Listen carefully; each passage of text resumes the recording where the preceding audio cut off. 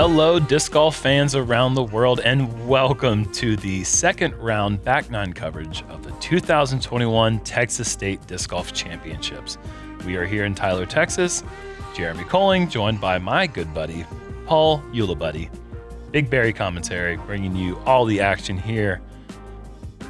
That front nine, Chris Dickerson, just that one bogey on the hardest hole in the course, hole 5. Other than that, a lot of green scores, and that keeps him in first place halfway through the event. Ricky Wysocki and Matty Oram are moving up in the ranks, and Casey White is holding strong. That hot first round is everything he needed to not necessarily start super hot on the front nine, but still is right there at the top. The front nine can just be brutal. It really can. It showed that. Hole 10 is a par 4. Players are going to need to hit that initial gap, move a little bit right, set yourself up for about a 300 to 350 approach down this tunnel, down to the pine straw, and skipping just a bit right there on the approach for the very rewarding birdie. Chris throwing very nice shot. Wow, all the way out of the gap. That was effortless. And the important thing is that he did not have a lot of angle when he hit the ground, so he didn't skip right into the trouble on the right side of the fairway. Another great shot. And look at that thing just check up in the middle. I don't know if that hit some sandy pit in the ground or not, but it just seemed like it just stopped right there. Good angle control, perhaps.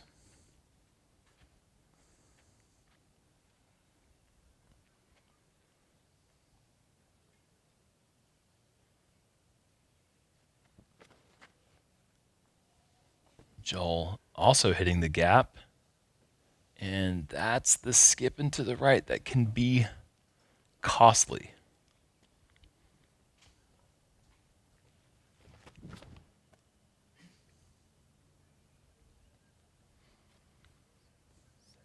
Also, a little too far right. Just a bit, yep. That would be 10 consecutive tee shots that have not gone according to plan. Oh, that's looking so... Casey White, however, that shot is according to plan. That was playing an accordion that he planned to play. Stop it. And just killed it. That was just so sick.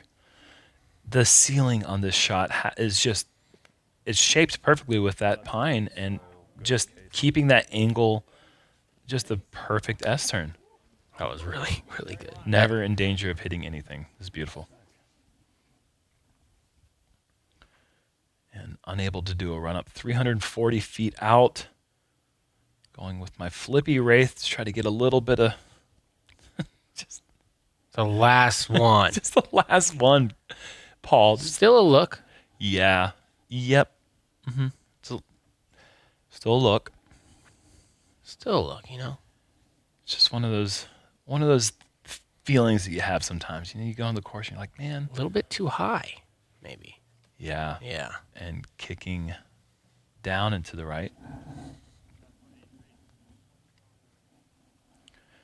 Look at this. Thumber roller.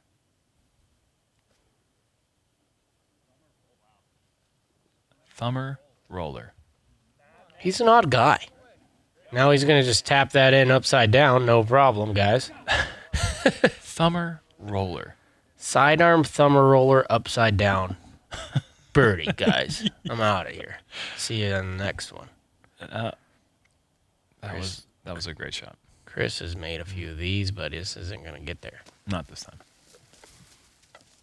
Oh, that branch was probably in his way. There's a high branch I just saw there. No. Get in.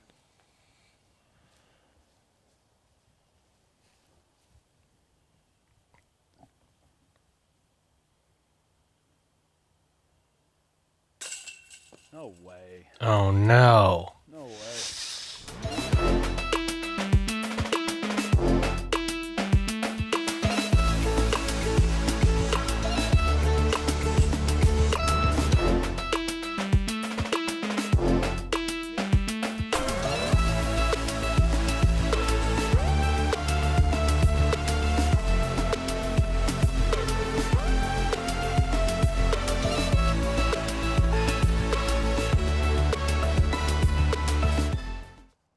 check out that sweet merch from the JomezPro site. Those jerseys are super sweet. And if you want to start a dodgeball team, that's the perfect way to start. Go on. What were you saying? I was just gonna say, and if you want to look super nice and like it's almost as good as a tuxedo. I'm not kidding. Like you could go to a wedding with it. You could go 11 par picnic, like 336. pick your shoes. Like you could go all kinds of places. Yeah, no, for sure. Very business casual or formal, whatever you want. It's versatile.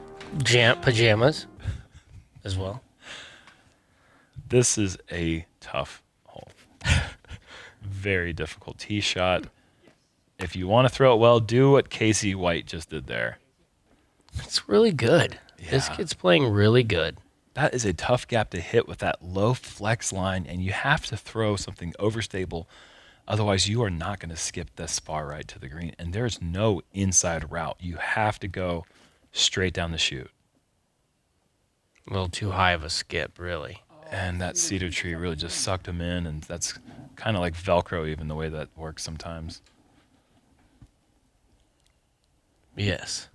It'll suck your disc. Stop. Right in. Stop. Joel Freeman kicking left. Just missing his line just barely.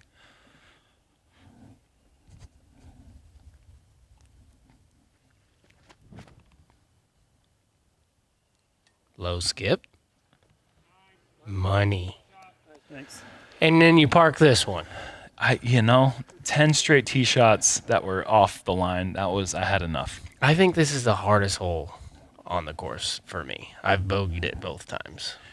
I mean, you don't have any window of creativity. There's one shot you can throw. And if you don't hit it, I can see why you get the bogey. And Chris, that's one of the first putts we've really seen him miss this round that was inside makeable range. That was a bad putt. Yeah, he would like to have that one again for sure. Casey, however, he's kind of rolling now. This is 3 straight birdies. After a somewhat slow front 9, he's kind of back on track, and he's drawing one stroke closer to Chris Dickerson. A course like this, you can just be parring along a couple bogeys, and then all of a sudden, you're on a birdie streak. Mm-hmm. And birdies on this course are so valuable So rewarding. because the field is so tight on this course. At any point, Joel doing the "oh, don't do it again" trick. Yeah, that's funny. That like on this hole, you guys all birdie it in the whole world, and then I bogey it, and everybody gets 2 strokes on me. Mm-hmm. I'm so self-absorbed Yeah, right now. it's I like, need to wow, that stop. one. Sorry. I didn't expect it to go that direction. Back focus. Yeah. Hole 12, par 4, 621 feet. I don't know if I buy that distance per se. I think that this is closer to about 520. I think it may be 100 feet shorter than what it says. And the reason I say that is I think that a backhand drive can get through these woods nearly pin high. If you do not go for the backhand big shot, the best place to be is off to the right side to open up the backhand low ceiling skip shot second. Not sure who filmed it, but I did see Calvin Heimberg behind my group throw it all the way around the corner. Oh my gosh. And he had a inside circle 2 look wide open, nothing in the way. Wow. I won't tell you what happened, but Don't ruin it. it's on coverage somewhere out there. Casey with a beautiful shot that he thought was out of position and ended up working just perfect. And that's how this course can be sometimes. When you're smoothing it, when it's going well, those birdies can come to you in bunches. And you're just playing in position golf there, getting it to the right side. Very good shot from you. And Dickerson doing the same thing as well. I think he'd probably like that to be about 15 feet right of where that ended up, but still a good tee shot down the middle. Look at this. Bye-bye. Look at this, Paul. Catch angle. That is absolutely smoked. I mean, that's nearly pin high. That's great. Sidearm roller. That's the way this is drawn up for me. I like the forehand play out to the right and then a flick roller with the AVR X3. Work. I like hitting Oh my trees gosh, dude. and keep rolling forward still. Hey, gotta look. Yep. How do you miss your line so much? Yeah, it's amazing when you have 60 feet of no trees, one tiny 3-inch tree, and then the disc is about an inch wide when it's rolling, and I can still hit a tree. That is a hard thing to do. Chris is kind of getting a dead skip there with that sand, but that's In his range. It's in his range, exactly. Casey is going with a tilt. This is the first time I've seen this used in tight wood situations, and look at this. Oh my word. That works. Wow. He made that work Backhand roller, great. doesn't work. The touch with flippy and overstable in the same round. That's versatility, folks. It's good stuff. Just a little pitch around the corner, and oh no. Oh boy, he says. The one you have to miss.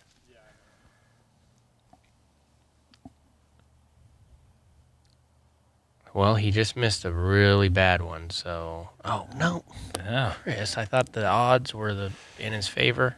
And look at that. That's going to be another shot gain for Casey, and he's going to join Dickerson at 14 under. Good birdie. Way to salvage the little inch tree you hit. Yeah. Oh no, that one's gonna hurt bad. Oh, it just doesn't stop rolling. Oh man. Tougher putt. Yeah, way tougher. Way outside the circle. And he makes that one. What a roller coaster hole for Joel. I mean, the best drive that you're going to see on film until maybe tomorrow that we've seen so far, pin high essentially off the tee, super easy birdie, to a difficult birdie, to potentially a bogey, and then back to a par. Yep. Just had the whole story mode. You could write a whole movie script just on that one hole based for Joel. Hole 13. Another similar fairway from the last hole, just a little bit more green grass. Par 4, 519 feet. And this is quasi-reachable with a backhand drive that has a similar angle to what Joel just threw. The roller potential could be there. But the basic play, if you're not trying to get aggressive, is just keep it down the middle, obviously. Then just take the easy birdie. This is the easiest hole on the course, playing under half a stroke below par.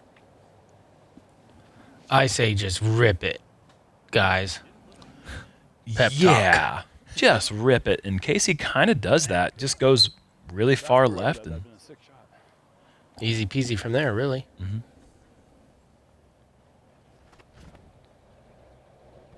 Look at this.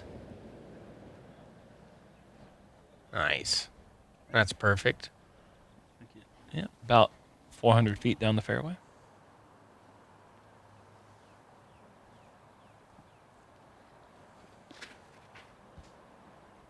Chris burning this one out a little bit low and right. Maybe not exactly what he was looking for. Gonna have an awkward second shot with a tree just to his right. Flip for him. Butter. This guy is on the drives. You are a nutty dude. Look how close that is. Oh, wow. Yeah, Joel Freeman, folks. He's got lots of power. He rips. He rips through lines in the woods, apparently. We're finding that out here, I guess. Chris had an awkward approach, really couldn't trust that throw with the tree right there to his right. And ended up putting it 60 feet short. And meanwhile, Casey just keeps getting birdies.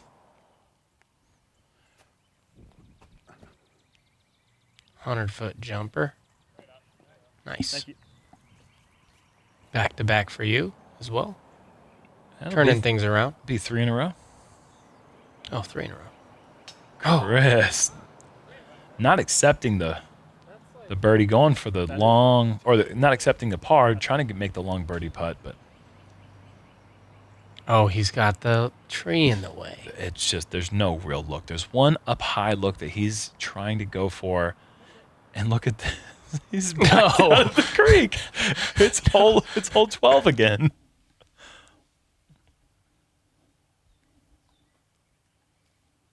But look at the poise. I mean, he has hit a number of these clutch comeback putts throughout the round so far. The only blemish really was hole 3. He just had a pretty short approach, and then his putt really wasn't that great. But since then, he has made all of his putts count. And Casey stripes that right on the pole, and that is a 5th consecutive birdie. This man is rolling right now. Wow, 5 in a row. And now he is at 15 under.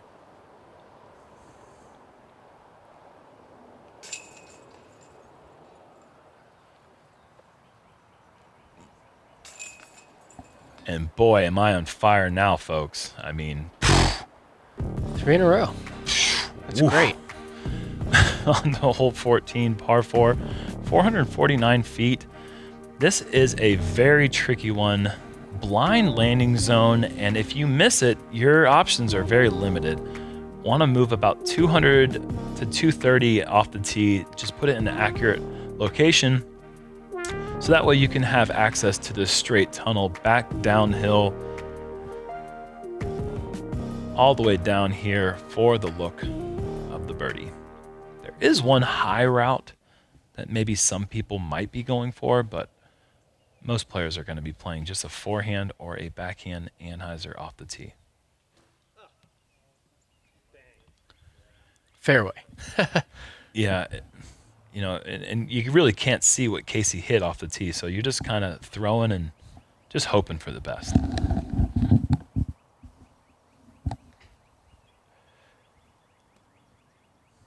Tough little tree there. Yeah, that was an inch away from being really good, I think.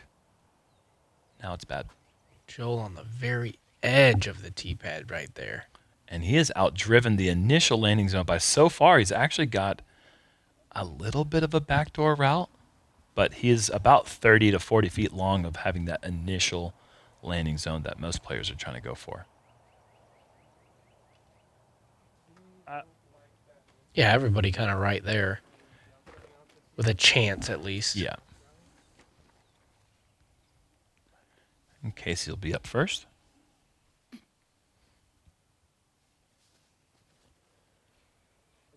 A long approach, and look at this thing. Such a beautiful control of that putter down the hill. Just not quite the right height, but the line was beautiful. Oh, boy. Chris just needing that to just turn over just a bit more. Yeah, just a kick to the right, but that should be easy up and down for par. Probably not a very good look for birdie. Are you kidding me? That was like the best shot I've thrown in my life, I think. That is such a So hard hard for me to do. Yeah, well, I'm telling you right there, yeah. Completely blind, unable to see what that was, how that was shaped around the corner. I was hoping that would work, but look at this, Joel finding that backdoor route perfectly, and that is parked for the birdie. Stress-free on that one for Joel. Yeah. Might even have to look at that tomorrow because that seems so easy. Wow. I was wrong. He had a nice little look. Mm-hmm. Give it a bid. Full layout, too.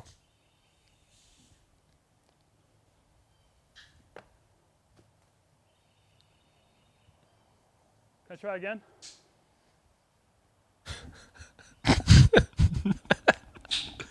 Might as well ask. They didn't even answer me, which I thought was rude. And Casey, he's birdie happy. He's a little disappointed he's not going to get the boy. Oh, no.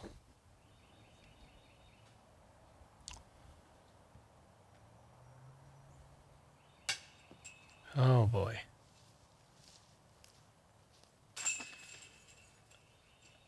I didn't even look at that putt. Could you tell? He's just, I wasn't even looking on that last one. it's a nice trick, though. Try that on the other one. Yeah, it's my second McDouble of the round. That wasn't a Joel Freeman pun. That's just a double bogey pun.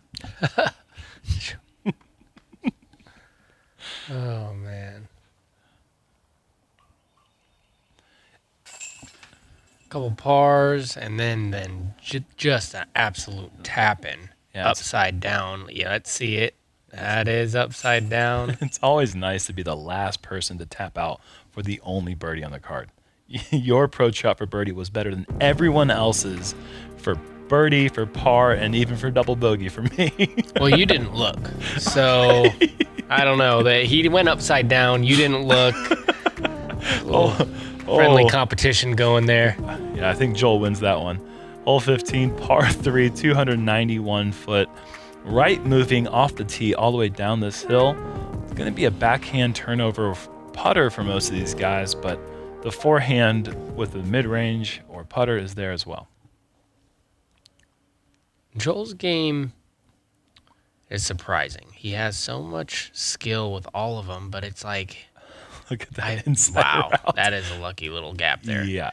But I feel like this would be a hole he would throw sidearm on, but then he goes backhand, and then he's throwing like 900-foot Calvin Heimberg shots down tunnels. Yep. And then sidearms with sidewinders. It's make up your mind. Putting upside down. I mean, Yeah. it's just like it's all over the place, but it's a lot less strokes than most people, so it's good.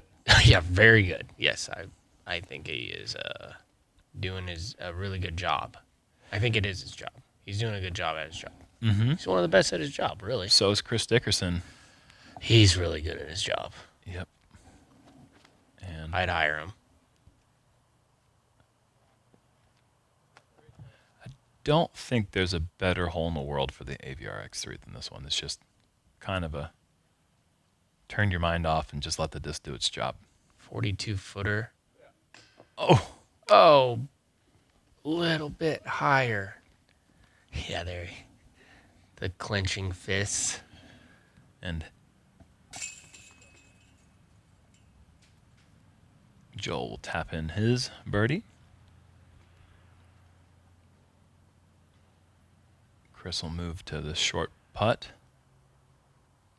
That would bring him to 15 under par.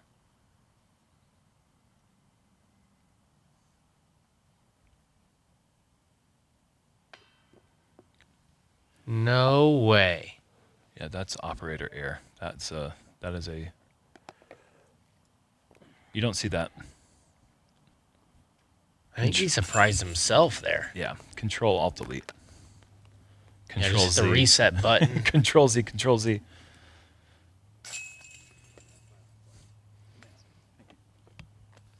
And that was nice of Casey, recognizing the struggle is real, giving me a little fist bump for the nice birdie. And this young man has a lot of game, but also a good demeanor on the course, and we love to see that. Hole 16, a challenging, get ready for it, low ceiling tunnel shot here at Dogwood. This is a very common theme, as you can tell, and a lot of skinny trees. So if you miss your line, you never really know what's going to happen. Backhand turnover with a mid-range or a fairway driver is the most common play, but I'm going to go ahead and spoil something. I'm going to throw a flip-up sidearm. Joel Freeman is throwing a thumber roller backhand sidearm tomahawk. Park job. Let's go. And moving down the fairway. That's a putt, man. Especially with him. Yep. He's been putting well from outside the circle. That's a great throw. Backhand throw, turnover right down the gut. A little too high, but see if he can take advantage of a nice little break. This gets a long ways, and I'm sure you're happy with that, right? I mean, you're behind the tree, Yeah. but playing sidearm, you're almost forced to go right. Yeah. Casey, this is looking so pure. Just needs to slow down. Yeah, I mean, but he'll take that for sure. He'll have a look just outside the circle for. I mean, if he was making a couple outside the circle putts, he'd have like 15 birdies in a row or whatever. No kidding. He's definitely staying clean off the tee, and that is just paramount out here. Chris with a low line, kind of digging in, but getting some nice ground play. That's going to be about 50 feet or so. And there's a tree in the way, so I'm just going to hit it. Just going to hit that tree because it's in the way. It's in front of me. Joel's not. No, Joel. that'd be tough to hit the tree that was in front of me from Joel's lie. Oof. He thought maybe. All right, Chris has been. Okay. And after a little bit of the robot was shut down for about 30 minutes. There was a lot of pars before that final green score on the birdie ticker, and that is a great putt.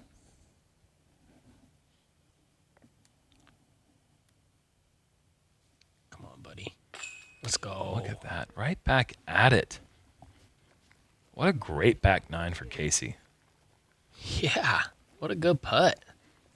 Little low ceiling. Good putt from you, too. Thanks. Thank you. There weren't any trees in the way that time, so it's easier.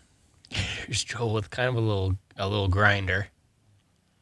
And the rain has started. This is what we were concerned about with our tee time. Is starting a little bit later in the day. We knew that coming around 4 or 5 o'clock, thunderstorms were bound to be hitting our location, and they certainly hit.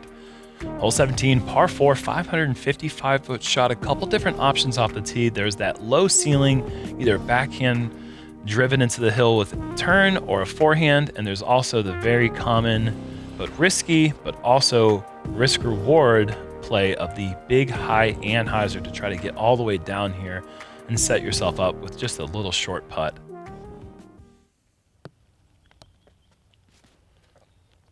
Casey going a bit inside. And a decent spot.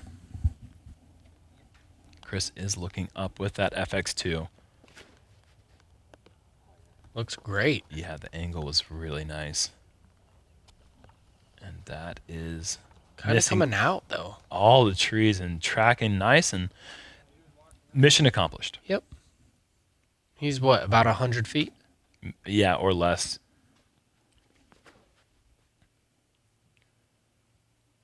Joel throwing monster shots.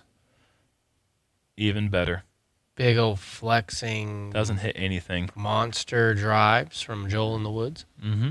Wow, he is an impressive player. He really is. Gets through. Things are looking up. Oh, yeah. Mm-hmm.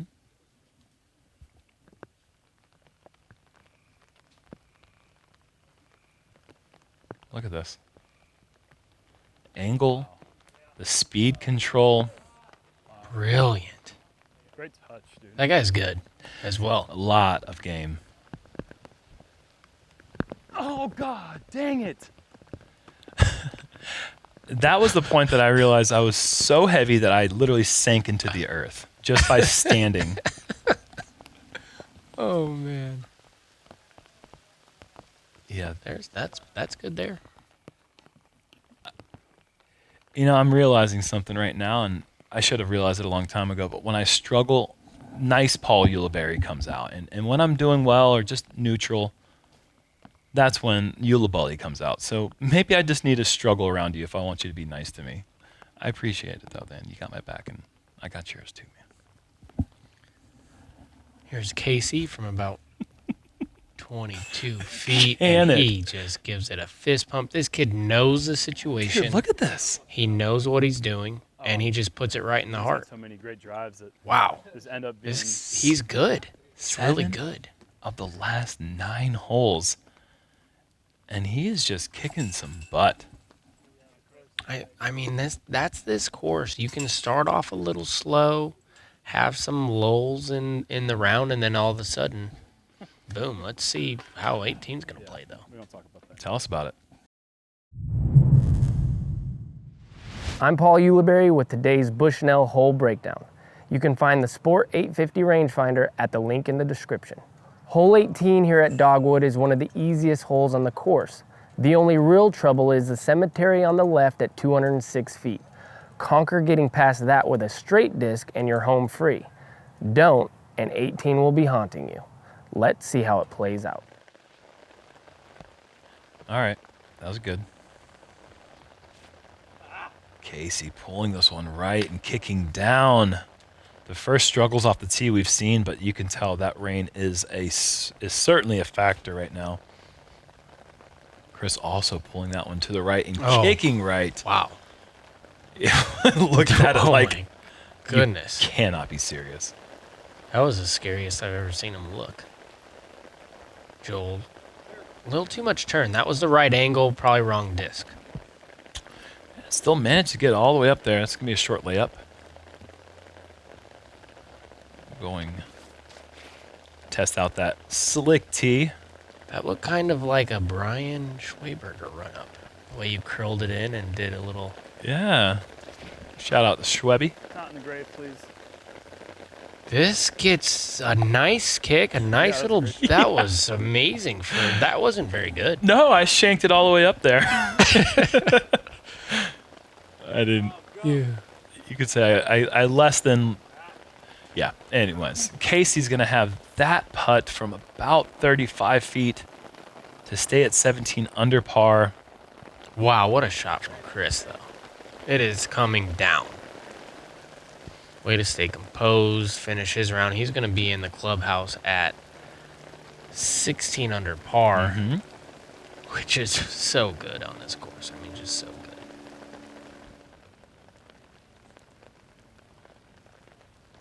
Casey. And that is going to be the second bogey of the event. Not the finish that this young man wanted, but a great round nonetheless.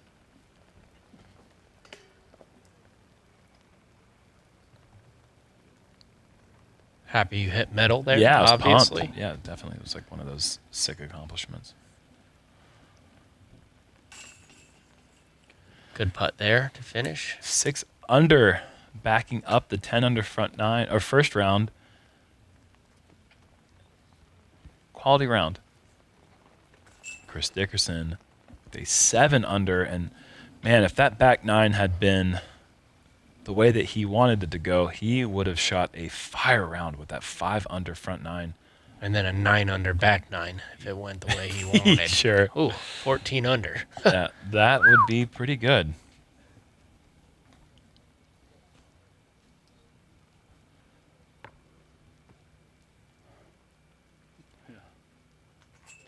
Like I said, he has all the shots.